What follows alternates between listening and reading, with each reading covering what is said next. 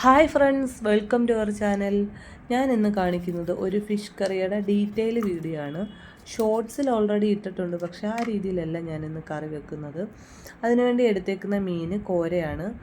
നമ്മളിവിടെ കോരയെന്ന് പറയും, പല സ്ഥലങ്ങളിൽ പല പേര് പറയും ഈ മീൻ. അപ്പോൾ അത് ഞാനൊന്ന് പീസാക്കി എടുക്കുന്നുണ്ട്. ഫ്രൈക്ക് വേണ്ടി ഞാൻ വേറെ എടുത്തു വെച്ചിട്ടുണ്ട്. വേണ്ടത് ഇഞ്ചി, വെളുത്തുള്ളി, ചുമന്നുള്ളി, പിന്നെ മുളക് പൊടി, മല്ലിപ്പൊടി, കറി ലീവ്സ്, അങ്ങനത്തെ ഇൻഗ്രീഡിയൻസ്. മുളക് പൊടി ഞാൻ ഏറെയും മല്ലിപ്പൊടി കുറച്ചും എടുത്തിട്ടുള്ളൂ. നേരെ ഓപ്പോസിറ്റ് ക്വാണ്ടിറ്റിയിലും എടുക്കാം. ചൂടായ എണ്ണയിലേക്ക് ഇഞ്ചി, വെളുത്തുള്ളി, പച്ചമുളക് എല്ലാം ഇട്ട് കൊടുക്കുക. അതൊന്ന് നന്നായിട്ട് വാടുന്ന സമയം കൊണ്ട് ഈ പൊടിമുളക് പൊടിയും മഞ്ഞൾപ്പൊടിയും കൂടെ ഞാൻ സാദാ വെള്ളത്തിലൊന്ന് മസാലയാക്കി എടുക്കുന്നുണ്ട്. ഡയറക്റ്റ് എണ്ണയിലോട്ട് പൊടി ഇടുമ്പം കരിഞ്ഞു പോകാതിരിക്കാനാണ് ഇങ്ങനെ ചെയ്യുന്നത്.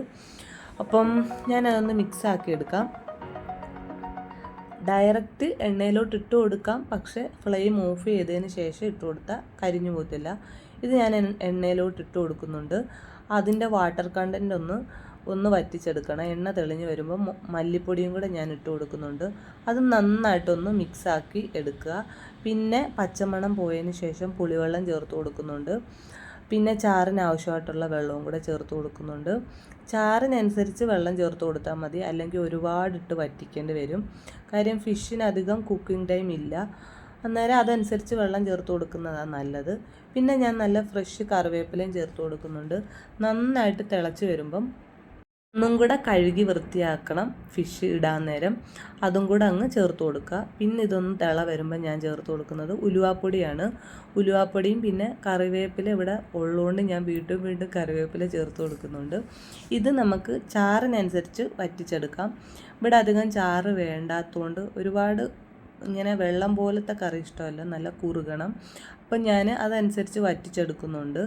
അപ്പോൾ ഈ സമയത്ത് നമുക്ക് ഉപ്പ് വേണമെങ്കിൽ ചേർത്ത് കൊടുക്കാൻ നോക്കിയിട്ട്, പിന്നെ കുടംപുളി, പുളി കൂടുതലാണെങ്കിൽ ഇട്ടേക്കുന്ന പുളി 1-2 പീസിന് എടുത്ത് മാറ്റാം, കുഴപ്പമില്ല.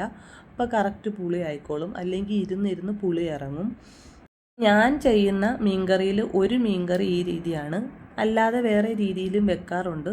ഇന്ന് ഞാൻ ചെയ്തത് ഈ രീതിയിലാണ്. നല്ല ടേസ്റ്റുള്ള ഫിഷ് കറിയാണ്. അപ്പം ഞാൻ ഇന്ന് ഇത് എടുക്കുന്നത് കപ്പയുടെ കൂടാണ്.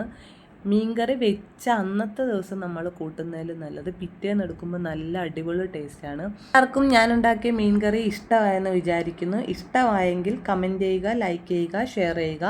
ഇനി ഞാൻ നെക്സ്റ്റ് ഏത് വീഡിയോ ഇടണമെന്നുള്ളത് കാണുന്നവർ ഒന്ന് കമൻറ്റ് ചെയ്താൽ ഞാൻ ആ രീതിയിലുള്ള വീഡിയോ ഇടാം.